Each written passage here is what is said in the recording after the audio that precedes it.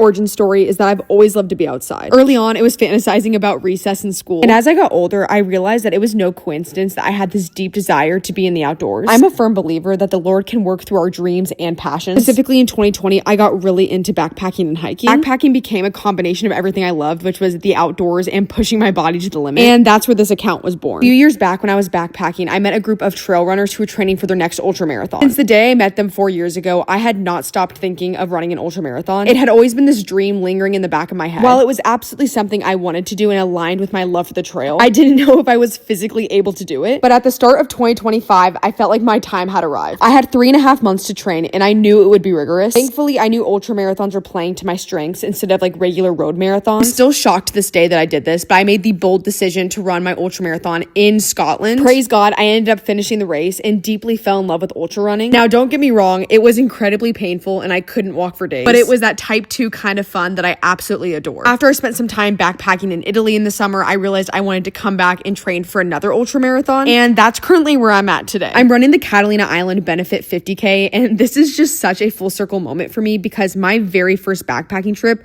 was the Trans Catalina. So this ultra marathon means a lot to me because it's just shown how far I've come. And by no means am I a professional runner. I'm not even remotely close to that. If anything, I'm a below average runner. One thing ultra running has reaffirmed to me is just how much I love the outdoors. And I believe God created me to be outside. And that's one thing that will never ever change about my page, is empowering women to get outside and love their bodies in the process.